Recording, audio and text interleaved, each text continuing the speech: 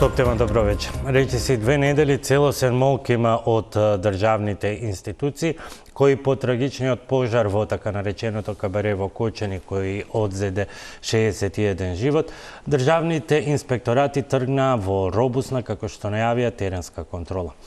Последните информации во име на пазарниот инспекторат од владата како збир на извршени инспекции беа објавени на 24 март. Иако и овој и сите други инспекцијски органи имаат законска обврска јавно да ги објават сите акти од инспекцијскиот надзор. Ке биде ли трагедијата во Кочани ненаучена лекција? Каде застана робусната контрола на државните инспекторати на угостителските објекти? Акција во тек, премолчан мораториум или амнестија на прекршителите на законите. Тоа се дел од дилемите кои што се наметнуваат во врска со ова прашање. А вечерва и дополнително. Зошто наместо мерки за поголеми плати и животен стандард, власта влезе во битка со синдикатите? За сите овие и други прашања и дилеми, мој гостин вечерва, Маријан Ристевски, заменик министар за економија. Добро вечер и добре дојдовте во Топ тема. Добро вечер. Добре ве најдов. Поздрав до гледалците. И за почеток она што е најактуелно денеска, која беше целта на денешната средба со синдикатите, бидејќи ако го гледаме владиното соопштение, тоа е практично копи-пейст на неколку претходни други средби. Ако се договорите за минималната плата, ние сме тука, кога ќе почне економско-социјалниот диалог, а економско-социјалниот диалог знаеме зашто не може да почне.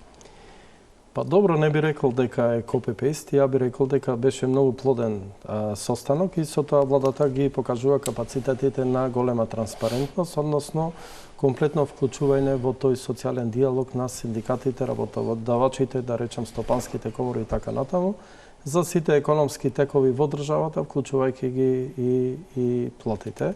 Иначе, да напоменам дека на овој состанок, бидејќи се уште немаме репрезентативност на одреден синдикат, утврдена учествува сите оние позначени синдикати во Македонија, како што се ССМ, КСОМ и КСС.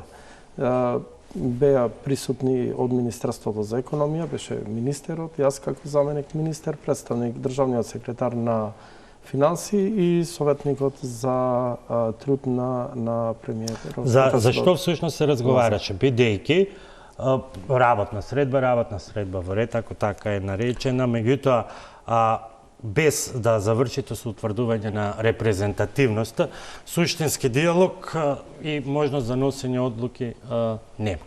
Што беше поентата?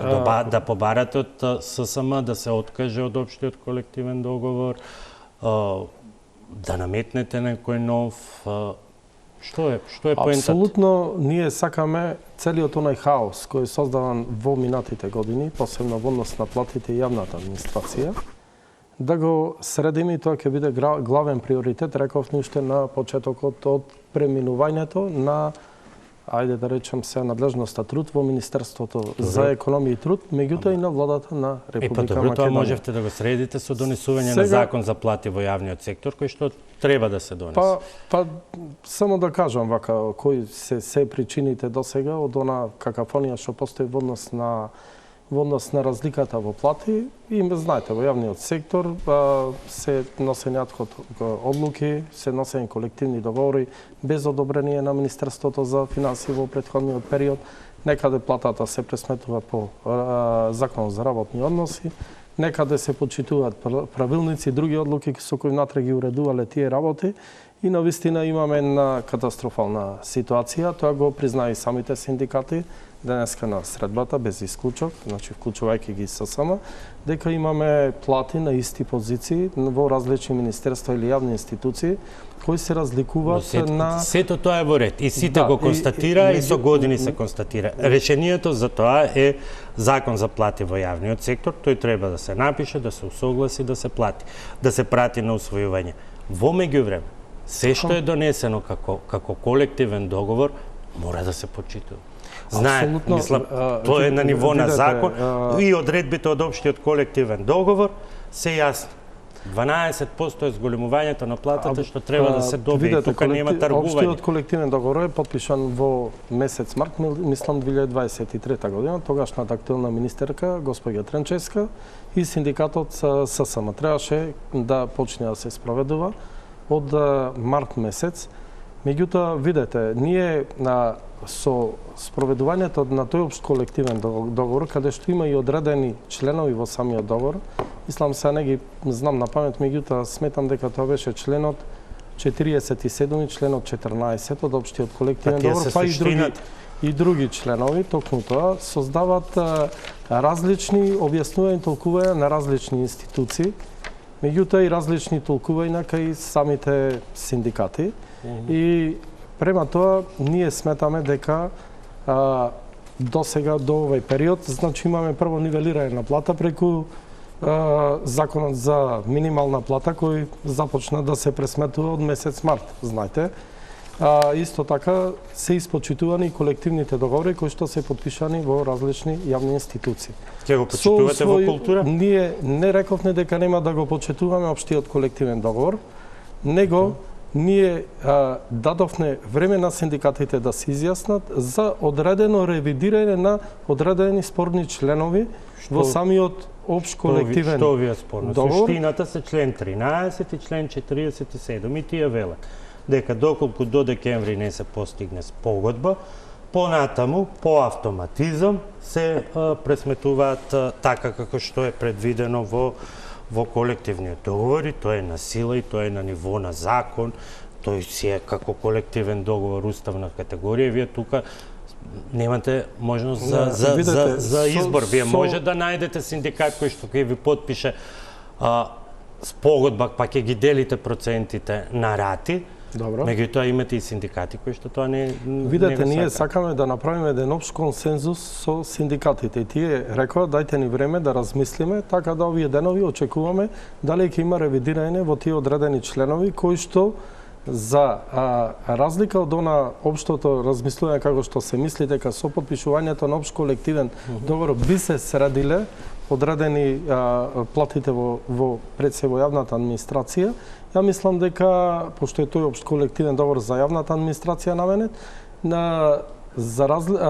сметам дека одредени институции би добиле во однос на покачување на плата на вработените во тие институции, меѓутоа со она пресметка во тој општ колективен договор на платите, одредени институции кои што претходно ги имале зголемено платите со нивните колективни договори, сметаме дека ќе треба да има одредено намалување. Ние не сакаме стекнато право на вработените во одредени институции да се анулира со тој општ колективен договор. И према тоа, сите оние промени во членовите кои би биле на општиот и би биле ревидирани, ние не велиме, ќе се остане општиот колективен договор. Сите оние права кои што ги добиле за регрес, таму за јубилејна плата и така натаму, не смееме да ги скратуваме на работа. Едноставно, ние сакаме да го нивелираме постепено целата оваа разлика што постои во пресметување на плати. Вие системот можете да го нивелирате врз основа, вие системот можете да го нивелирате, пак ќе кажам, врз основа на закон. Во меѓувреме, член 47 е јасен. Страните на овој колективен договор се обврзуваат да склучат спогодба. Ја нема спогодбата до декември 2024 година. Доколку не утврдат, не постапат во рокот утврден од ставот 2, односно до декември 2024 година, коефициентот на работно место се пресметува на начин што и дадена е дефиниција. Ова е закон кој што е обврска за влада. Меѓутоа е разговарано за ревидирање на одредени членови и за брзо време треба да се изјаснат синдикатите. После изјаснувањето ќе видиме дали ќе има одредено ревидирање или ќе остане истиот општ колективен договор. Во меѓувреме, синдикатите се упатени до Министерството за јавна администрација кај господинот Минчев да седнат и да се договорат она неправда што е направена во претходниот период со одредени јавни институции каде што имаме за 30% пониски плати, каде што нема склучено колективни договори, за разлика од одредени министерства и други државни институции, да биде нивелирана платата, односно да бидат на некој начин изедначени платите во овој нареден период, а доколку се договорат синдикатите со Министерството за администрација, ние тоа ќе го испочитуваме и таа пресметка ќе започне од 1 мај. Така да има таа можност и со одредено... Имате ли двојни аршини како влада? Па немаме двојни аршини. Како зошто би немате? имале Па за работниците двојни аршини? Зошто тогаш Министерката за финансии си потпиша нов колективен договор, бидејќи практично го продолжи стариот, со кој што самата спротивставувајќи се на овие одредби, меѓутоа за нејзините вработени ги обезбеди тие 30%. Видете, секоја институција самостојно одлучува во потпишувањето на тие колективни договори со синдикатите, меѓутоа сепак неправдата постои. Ние имаме неправдата ја продолжила лично Министерката за финансии во оваа влада, која од друга страна им вели на институциите кои ви е крив ако не сте си ги пресметале потребните буџетски средства, па сега немате пари.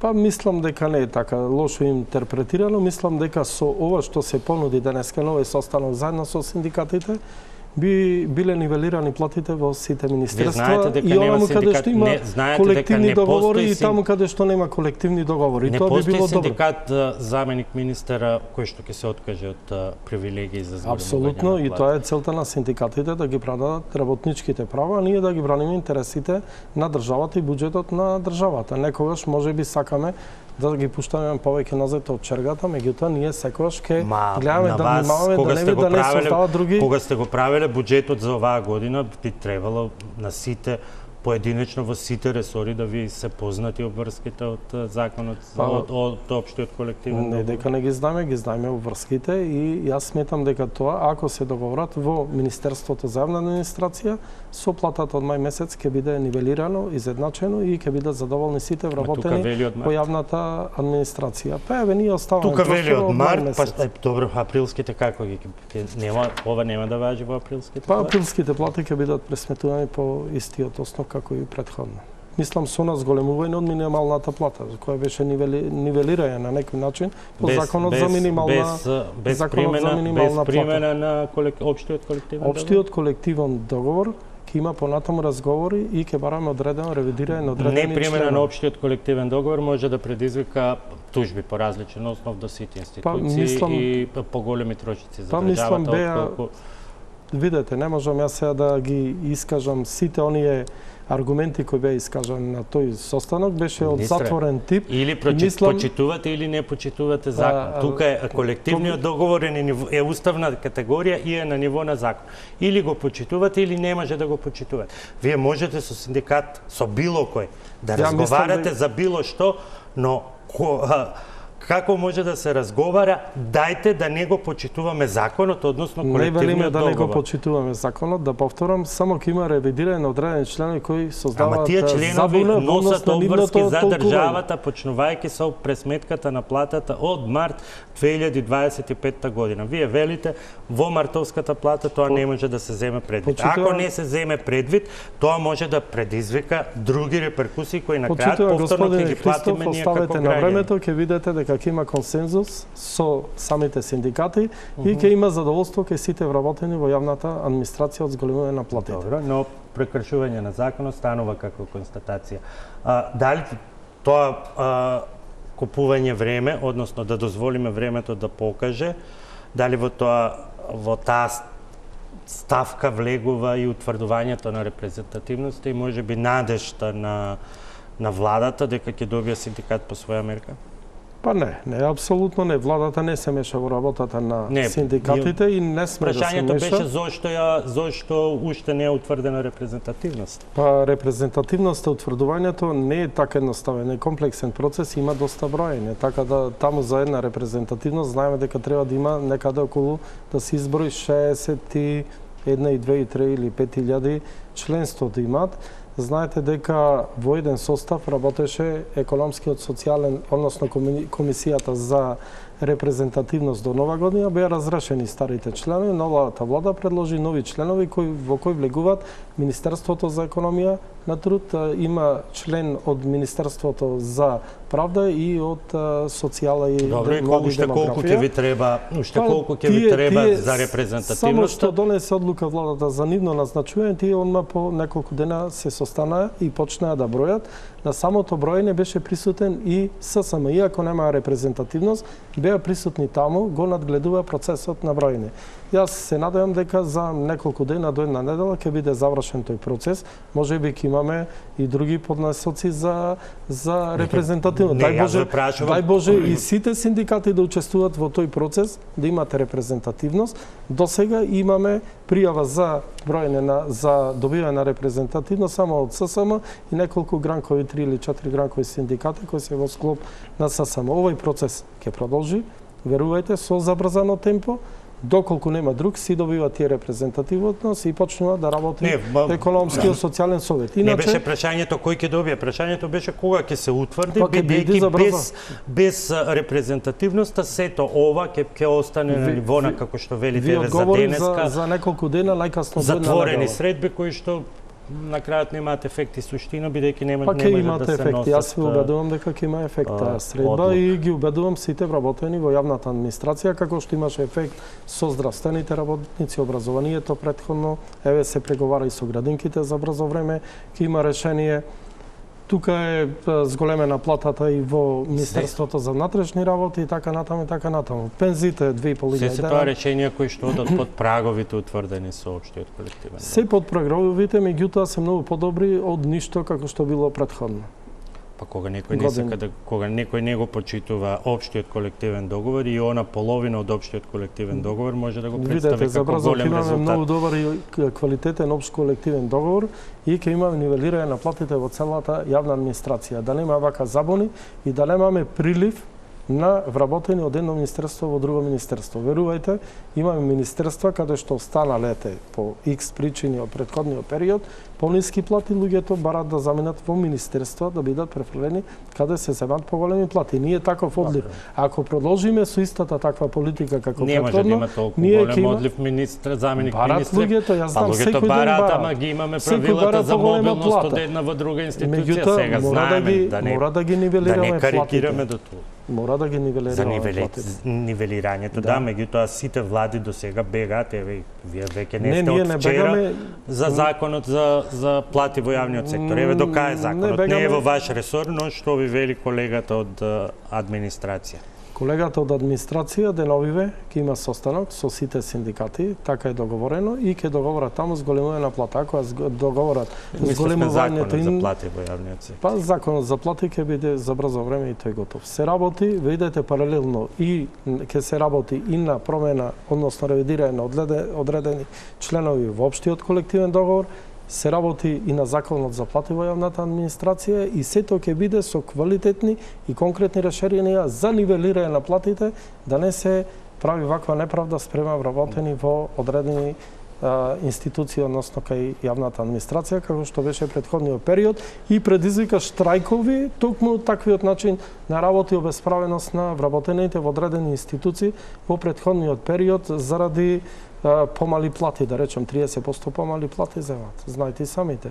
И уште едно е прашање како се склучуваат тие претходни колективни договори без одобрување на Министерство за финансии. Тоа е законска обврска исто. Како што се повикувате сега за закон, и јас ви кажувам како тие што исклучувале претходно не го испочитувале законот да добијат одобрение од Министерство за финансии за зголемување на платите по нивните колективни договори во институциите. Малку подоцна е после овој договор внесена таа одредба во законот за задолжително мислење од Министерството, кога и претходната влада виде што направи со буџетот, да бидеме коректни и да не ја зборуваме јавност. Меѓутоа, кога трошиме буџетски пари, треба да врската за согласност од Министерството за финансии следува дури потоа и заради тоа се јавуваат тие разлики. Значи, прво се заврши таа работа, па после донесовме.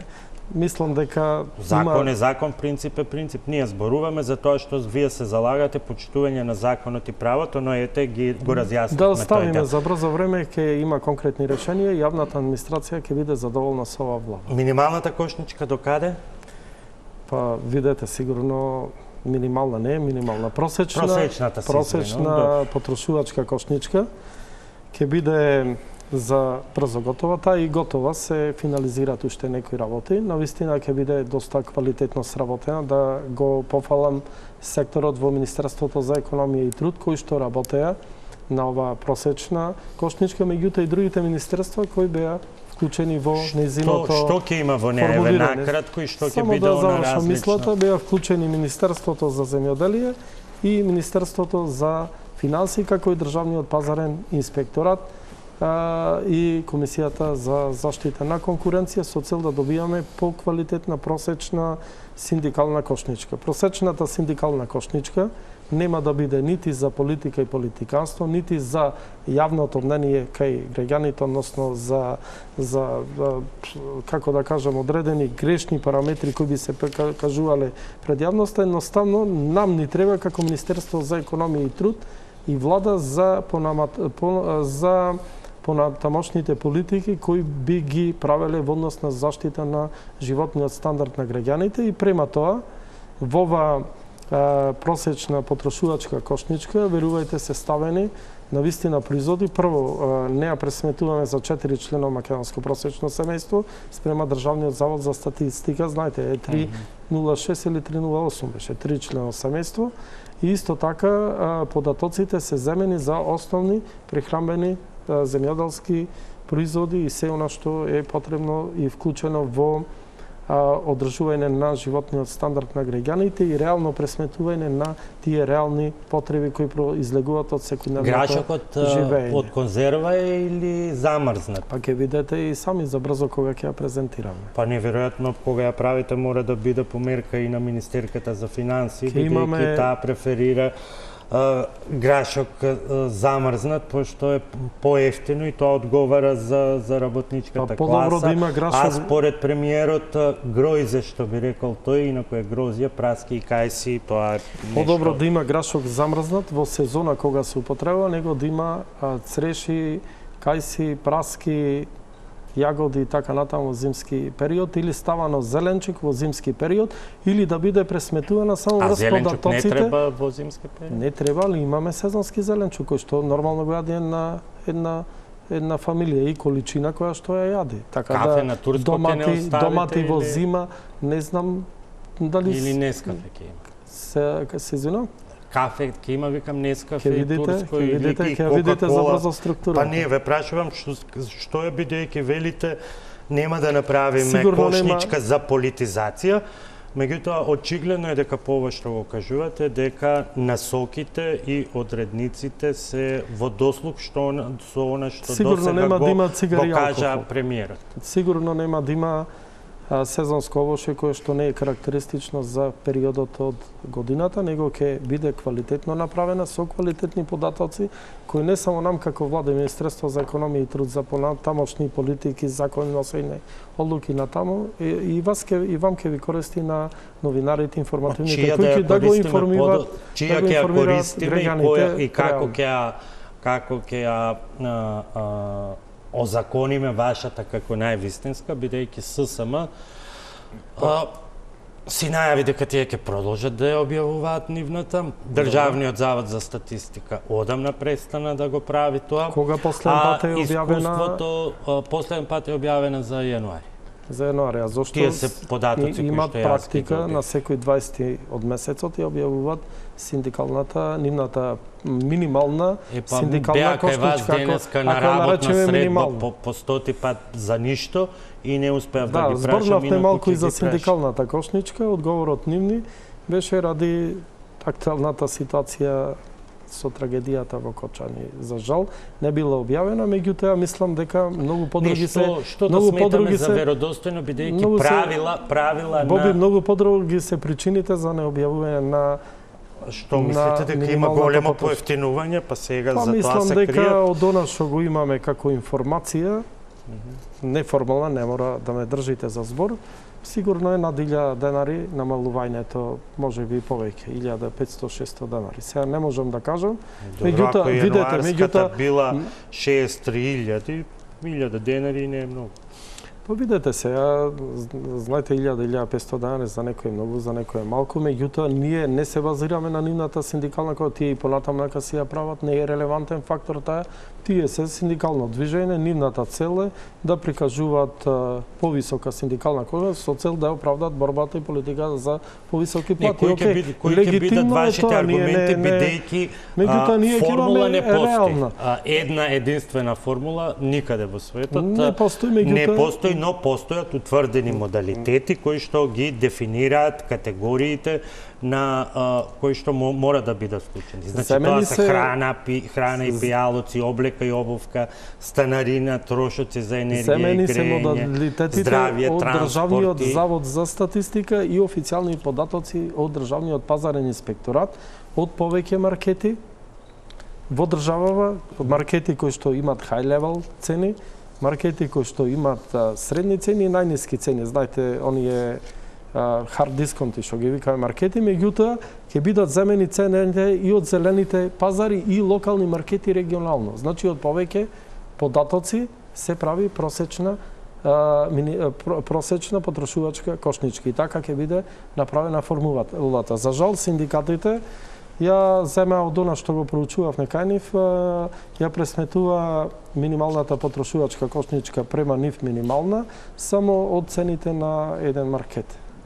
Како што знам. Добро, сега семејството е сведено на 3, ќе видиме кои се да, тие пресметува на 4, меѓутоа ние не се буниме, легитимно право е на синдикатот. Нека си пресметуваат и понатаму, па ќе ги споредиме податоците, граѓаните ќе оценат која, да речем, кошничка, ако сака доценат, е релевантна. Која е пореална пореална, да. Нам ни треба не за пред граѓаните ние да се правдаме нешто, него ни треба за понатамошни политики. Дали да носиме одлуки понатаму за цени, замрзнување на цени, законски промени да носиме, во која насока да движиме економијата во поглед на заштита на животниот стандард. За тоа ни треба нас кошничка. Таа воопшто не ни треба за политиканство.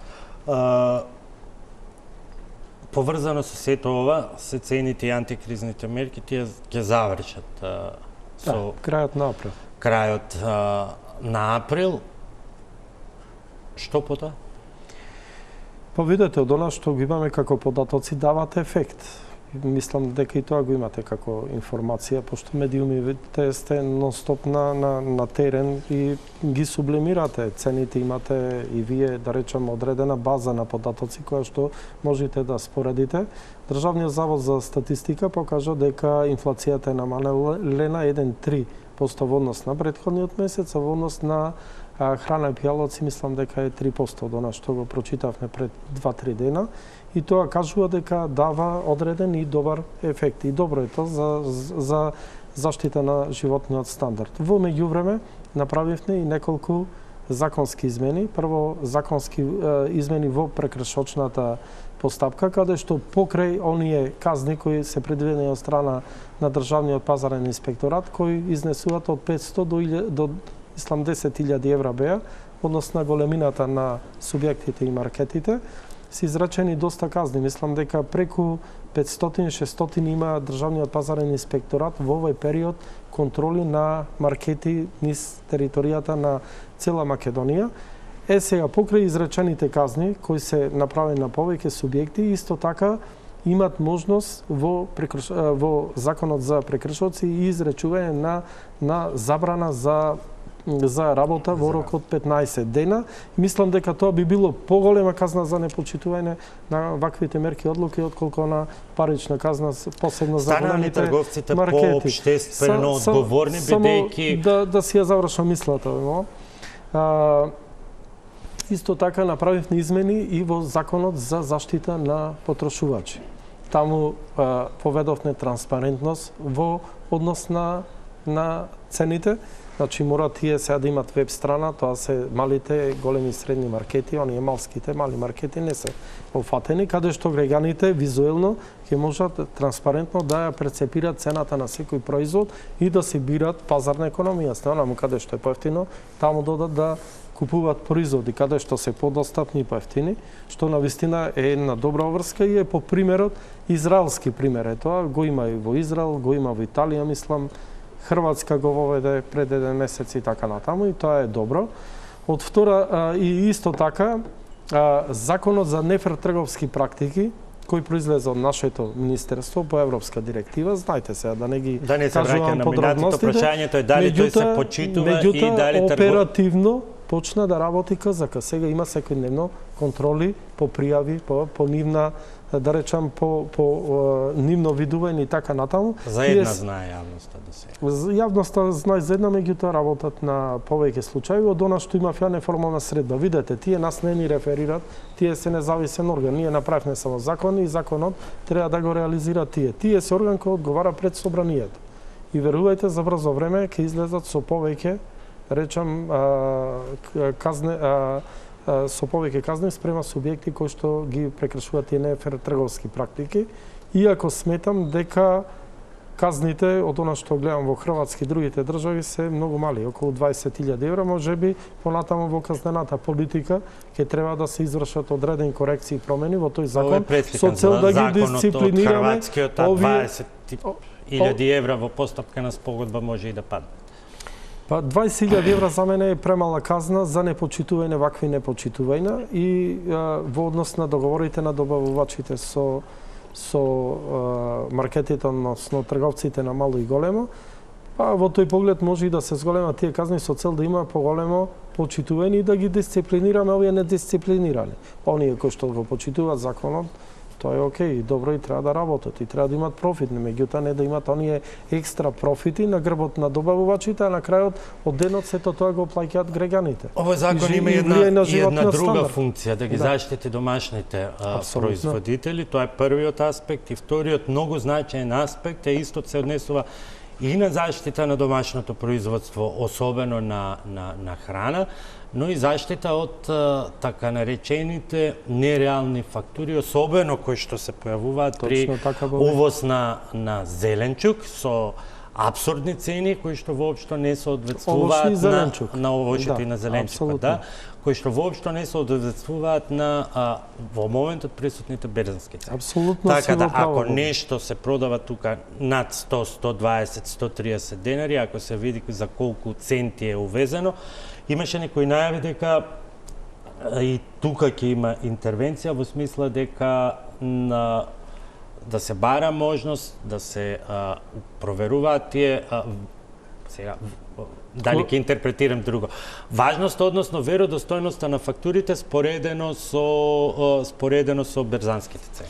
Има информација КЗК и за такви манипулации кои што постојат, а сега рецептот го знаеме сите. Го знаеме, одење, купување, плаќање пола во кеш и добивање на фактура која што одговара за да се биде чист пред институциите. Па има и други сега најави формирање на фирми во други држави, така фризирање на фактури и така натаму со цел да се прикаже поголема фактура при влезот при царината. Меѓутоа има и други манипулации во однос на маркетингот и така натаму. Ги имаат сите овие информации КЗК и постепено постапуваат по тие информации. И гледам дека во почетокот добавувачите некако беа исплашени и срамежливи од она што го имам како информација во пријавувањето. Меѓутоа, верувајте, како што одминува времето и воопшто не се плашат од страна на маркетите и ги пријавуваат овие работи, а сега во името на КЗК јас не можам да давам информации. Ке ги бараме одговорите од нив, бидејќи тие формално правно се независни и самостојни. Откако се спроведе одлуката за замрзнување на бруто профитните маржи, 5, 10 и 15%, која ќе трае до крајот на април, Државниот пазарен инспекторат најголемите казни ги има токму на овие увозници на овошје и зеленчук. Во Македонија 3 субјекти се такви. Прва пауза за реклами, а потоа продолжуваме со она што е исто така актуелно и што предизвикува и натаму интерес кај јавноста.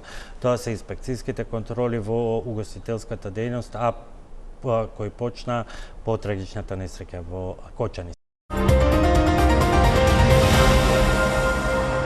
Заменик министар, вториот сегмент се однесува околу она што беше најавено и почна како голема акција на практично сите инспекторати во државата, клучните инспекторати, пазарен инспекторат, градежниот инспекторат, но фокусот секако со оглед на вашиот ресор во она што е направено и докаде застана акцијата за контрола на угостителските објекти?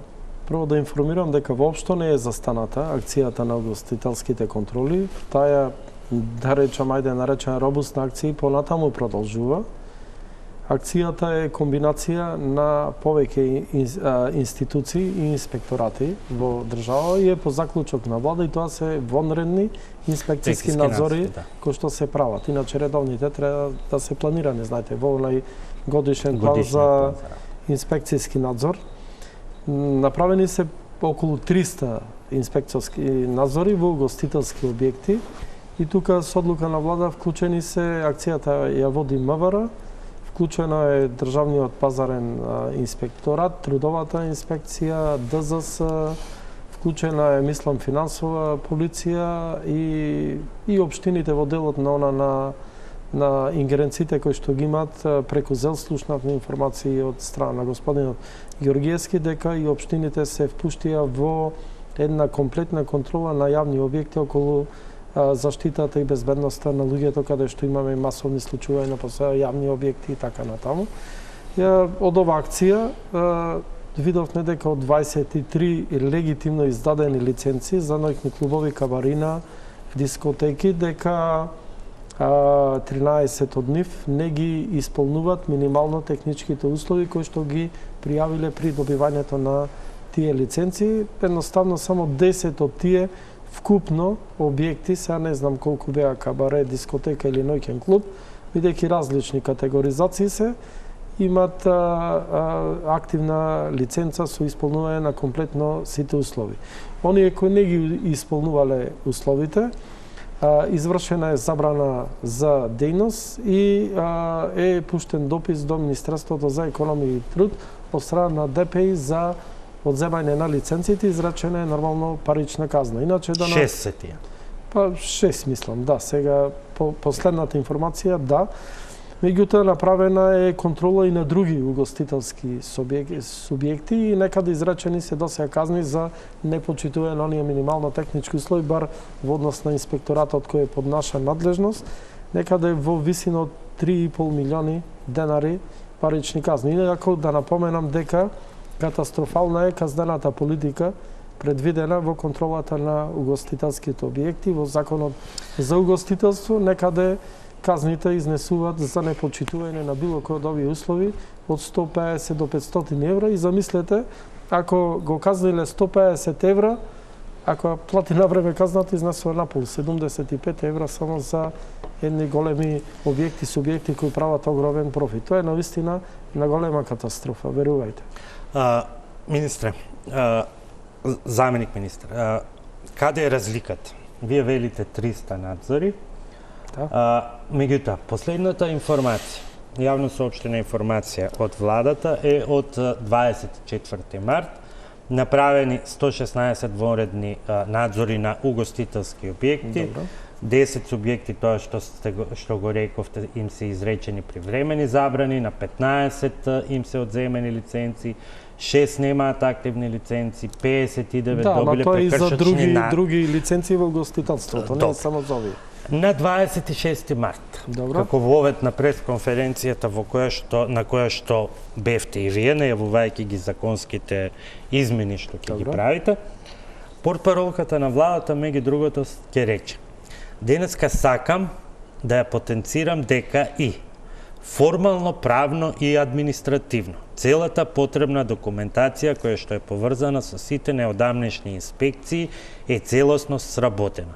Целокупната постапка е завршена во форма на службен записник и е доставена до надлежните институции. Точно. Доставена и до истражните органи. Добро. Зошто ништо од оваа документација не е јавно достапно на интернет страницата на Државниот пазарен инспекторат, како што е тоа обврска со закон?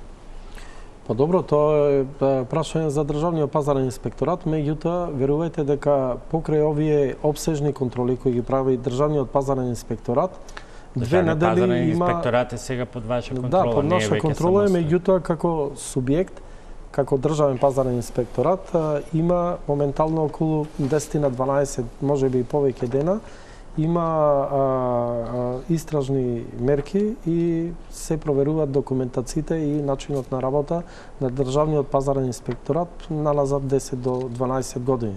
Така да бројката на ангажирани... Последната јавна информација, објавена од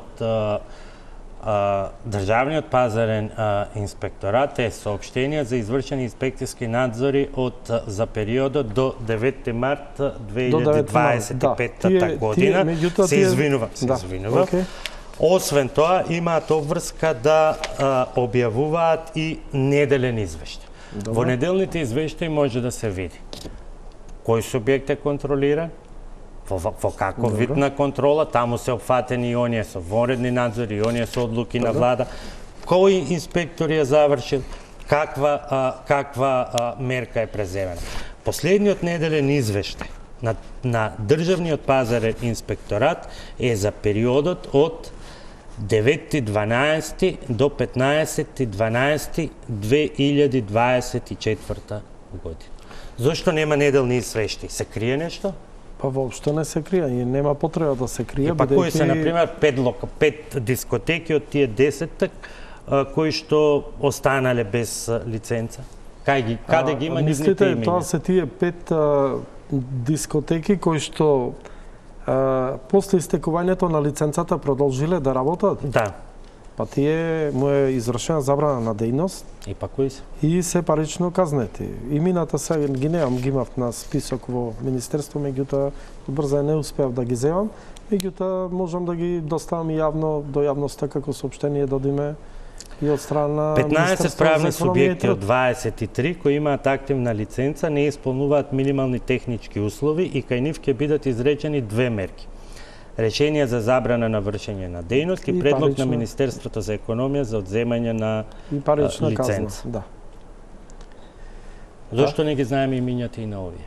Па ќе ги знаеме, може во текот на утрешниот ден да ги спомниме. Ги имавме имината, меѓутоа јас не успеав да ги земам сега. Едноставно имам податоци апдетирани нови дека се направени околу 300 контроли во гостителски објекти. Израчени се досега околу 3,5 Добро, беше кажано дека ќе продолжи и со акцијата со оние објекти за свадби и прослави и така натаму. Апсолутно сите угостителски објекти се меѓутоа, министре, дури ако се влезе во регистарот, ако сакаме и сега да се приклучиме во регистарот ваш на Министерството за економија онлайн, тоа е секторот за угостителство. Ние во ниту еден момент не знаеме што и како е завршено. Дилемите особено произлегуваат и од следнава изјава која што на 25 март ја дообјасни премиерот, а првично ја даде на 24 март, а тоа се наводни плановите за своевиден мораториум. Да ја слушнеме оваа изјава. Премиере, вчера најавивте мораториум. Што точно значи тоа? Дали на овој начин ќе се амнестираат сите оние кои што изминатиот период ги кршеле законите и правилниците? За кого точно ќе се однесува мораториум и колку време ќе трае? За секој оној кој што го прекршил законот ќе одговара пред законот и тука не треба да има дилема, како што впрочем видовте во првите 3 дена 34 лица, од тоа што сум информиран, акцијата на Министерството за внатрешни работи продолжува и понатаму. Така што граѓаните треба да бидат спокојни, правдата доаѓа. За разлика од принципот како до сега, овој пат правдата доаѓа и правдата ќе се случи без разлика дали лицето е дел од некоја политичка структура или не е дел од некоја политичка структура, а нормално кога зборуваме за мораториум, зборуваме за еден временски период кој што ќе им биде даден на собствениците да ги отстранат недостатоците или пак да можат да направат нешто со што ќе се прилагодат можеби не на дискотека, на кабаре или на нешто друго. Тоа е добро да се потенцира затоа што ако не се потенцира, тогаш ќе следат вакви дилеми дека некој од тие треба да биде кривично гонет и така натаму и така натаму. Суштината е сите оние кои што доставиле документи, а не ги исполнуваат, согласно ворениот инспекцијски надзор од Државниот пазарен инспекторат да ги исполнат условите. Колку период ќе биде? Па да размислуваме, ќе видиме. Господин Ристевски, зашто зборува премиер? Па премиерот зборува за фактичката состојба која што е наследена и навистина еден од главните проблеми е била и како што кажавте вие со апдетирање на податоците од секторот за угостителство, една лошо воспоставена практика и поради таквите работи денес имаме немаме практично сектор за угостителство. Едноставно сите вработени се под истражни мерки моментално. И видете, самиот закон има одредени пропусти. Ја не сакам, има презумпција на невинност.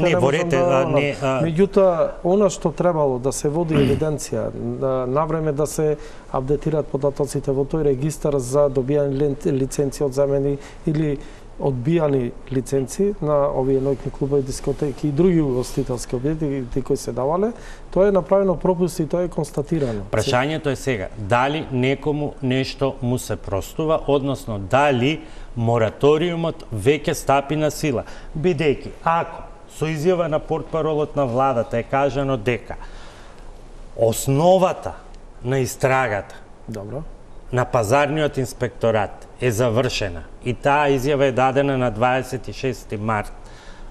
Во меѓувреме, ниту еден документ на Државен пазарен инспекторат со име, презиме на објект на кого му е изречена привремена забрана, на кого му е изречена забрана за вршење на дејност, бидејќи тие се печат за отстранување на недоследности е едно. Забрана за вршење на дејност е нешто сосема друго. Кои се тие правни субјекти со забрана за вршење на дејност? Кои се тие 59 што добиле прекршечни платни налози? Ниту еден не е познат со име и презиме. Ќе биде познат наредниот период, верувајте, тој мораториум е во однос на да се среди сета оваа ситуација околу хаосот во издавање на лиценци. Чекај, значи мораториум за издавање на лиценци или премиерот зборува за да се прилагодат, па ако не можат да бидат дискотека или кабаре, нека бидат кафуле. Тоа е простете, јас како што го разбирам, амнестија и простување на гревот. Воопшто нема да биде амнестија, критериумите кои што во иднина ќе ги предвидиме со законот ќе бидат многу поригорозни од тоа претходно. За сега зборуваме. За овие сега не се некои големи пропусти кај тие што имат прекршочни. Па тоа се од самиот пазарен инспекторат, од она што имам информација, се мали пропусти кои што имаат временски период да ги отстранат за да можат да продолжат со работа. Оние кои што не ги исполнуваат минимално техничките услови се затворени и е даден предлог за одземање комплетно одземање на лиценца. Дали директорот Владко Стојковски ги прекршува законите, бидејќи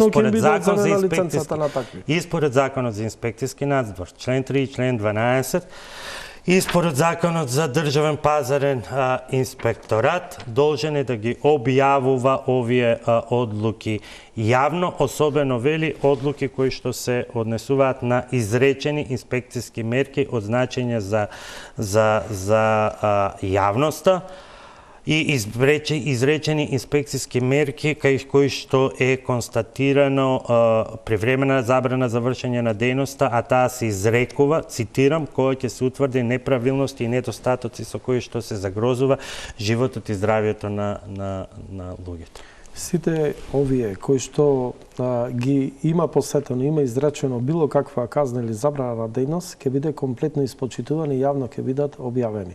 Оние кои не ги исполнуваат и минимално техничките услови, да повторам, ќе им биде одземена лиценцата и нема повеќе воопшто да работат, а ние забрзано со одлука и заклучок на влада делуваме за промена експресно на законот за критериумите за издавање на лиценци. Затоа ќе ве прашам, кажете ми кога можеме, бидејќи сега сте во позиција и директно да му наложите на директорот. Во текот на утрешниот ден да ги објави податоците. Нема изговор, бидејќи ова навистина предизвикува дилеми во јавноста, особено заради уште една изјава. Ве молам изјавата на ВД директорот на Дирекцијата за заштита и спасување. Извршени се вкупно 73 инспекцијски надзори, од кои вкупно 36 платни налози за правни лица, исто толку 36 платни налози за одговорно лице во правното лице и изречени се вкупно 24 забрани за користење на објекти. До овој момент не можеме да конкретно да кажеме за кои дискотеки, устителски објекти станува збор во интерес на акцијата, како ќе заврши дополнително и скоординирано со останатите институции, ќе излеземе со соопштение до медиумите и така ќе опознаеме целата македонска јавност. Зошто ве прашав дека е потребна транспарентност? Затоа што во вашите последно достапни информации, значи имаме 15 правни субјекти на кои треба вие да им изречете мерка за забрана за вршење дејност и одземање на лиценца, уште 6 дополнителни со одземање лиценца, 10 правни имаме кај вас субјекти со привремена забрана, 24 се според според Дирекцијата за заштита и спасување со забрана за користење на објектот, односно запечатени и едноставно ако и вечерва да прошетате кај дел од тие локали низ Скопје кои што не работат и се дел или од мерките на ДПИ или од мерките на ДЗС, например, нема формално запечатување. Видете, проблем е во Законот за укрстителство што не може да се пломбират, односно запечатат тие објекти. И тоа ќе биде еден од измената во членовите на Законот за угостителство, покрај парични казни да можат и да извршат пломбирање на тие објекти. До сега тоа право го немаат со постојаниот Закон за угостителство. И јас не сакам да ги правдам Државниот пазарен инспекторат, иако се под наша надлежност. ДПИ член 96 е избришан при време на забрана за дејност? Забрана за дејност во рок од 30 дена да ги меѓутоа запечатување на објектот нема таква можност пазарниот инспекторат. Иначе извршено му е забрана за дејност. Според Закон за инспекторат? Мислам дека во една од промените за Законот за угостителство ќе биде и пломбирање на самите објекти. Ама и сега може пломбирање, бидејќи инспекторот ги применува сите закони, врз инспекторите од Државен пазарен инспекторат, за инспекторите од ДПИ важи и Законот за инспекцијски надзор. 40 закони во аптеки, ја не ги знам на памет сите закони, меѓутоа од Законот за угостителство, она што е и наша сега, да речем, и Државниот пазарен инспекторат е под наша надлежност, не е предвидено пломбирање на објекти. И верувајте, нема... Но пломбирањето како метода го има на располагање инспекторот кога ќе констатира прекршок кој што особено значи загрозување на животот и здравјето на населението и тоа е според Законот за инспекцијски надзор. Тоа е применлив. Инспекторите работат и според тој закон. Една од, бидејќи ние го консултиравме Државниот пазарен инспекторат во правењето на новите законски измени за Законот за угостителство. Една од предложените мерки е можноста за пломбирање, зголемување на паричните казни, да не бидат оние смешни од 150 до 500 евра, да има многу повисоки, повеќе кратно повисоки, дури не само прекршочниот Закон за прекршоци, туку исто така да влезе и промени во кривичниот закони. Да има и кривични, да речам, кривична одговорност за лицата кои ќе ги прекршат сите овие членови од законот кои што се предвидени во Законот за угостителство за работа на вакви угостителски објекти. Да го заокружиме овој дел. Ќе инсистирате ли веде директорот сите податоци како што го обврзуваат законите во најбрз можен рок да ги направи јавни, бидејќи ниту еден од овие закони, ниту една од овие инспекцијски наоди не е поврзан директно со истрагата во Кочани. Не ја завршив мислата, не искам да ги оправдувам Државниот пазарен инспекторат, меѓутоа нема доволно капацитет и луѓе пред се да спроведуваат контроли, а овие 2 недели, како што кажав, истражните органи, значи обвинителство и финансовата полиција се присутни во просториите на Државниот пазарен инспекторат. Можеби една од причините за не апдейтирање на тие податоци објавување јавно е едниот податок не се објавува од декември, од декември сигурно нема инспекција, а последното соопштение за извршен инспекцијски надзор е до 9 март, ни тогаш нема ниту обвинител, ниту ништо. Ако немаат кадар за заменик министер, зошто и за оние 9 што заминуваат во пензија не се испланирани нови вработувања? Напротив, има поднесено барање од страна на Министерството за економија и труд до Министерството за финансии за одобрување на нови вработувања пред се во инспекцијските служби и појачување на капацитетот на државниот пазарен инспекторат. Верувајте, не е само надлежност. Нула. Да. Програма план за работа на државниот пазарен инспекторат подпишена од новиот директор. Добро. Се пензионираат 9 минус 9, планирани вработувања 0. Кај се испланирани? Ќе бидат испланирани, ќе бидат забрзо вработени, да. Секако има и одобрување од страна, ќе имат одобрување од страна на Министерството за финансии. Па мислам дека најмалку 20 до 30 инспектори. Бидејќи тука доаѓаме до едно друго прашање, тоа се обврските од планот за раст, кои што не налагаат директно, они не велат вработете нови инспектори, нови велат, големете ги инспекцијските надзори и при тоа за 15%, што е практично невозможно со актуелните. Пазарен инспекторат 15%, а трудовиот за 20%. Меѓутоа, ако пазарниот и сега функционира со околу 50% пополнетост на кадри, тогаш не е возможно да квалитетно ги спроведуваат сите овие закони толку малку инспектори. Видете, било која влада и ова влада може да прави најдобри, најквалитетни европски закони, со најдобри членови во тие закони, заоштрени мерки и така натаму. Меѓутоа, контролата е најбитен фактор. И поради тоа, зошто не е испочитувано тоа, како една од директивите на Европската унија за зголемување на капацитетите не само на овие инспекторати, буквално на сите инспекторати, дали преку инспекцијски надзор вработување на нови инспектори, тоа ќе биде една од заложбите на ова влада во текот на ова година да се зголемат капацитетите на сите инспекцијски служби, вклучувајќи ги и двата инспекторати кои се под надлежност на Министерството за економија и труд. И се надевам дека ќе имаме многу подобра и поквалитетна контрола на сите законски прописи кои што треба да ги обслужуваат овие инспекторати. Мораме на една пауза за реклами.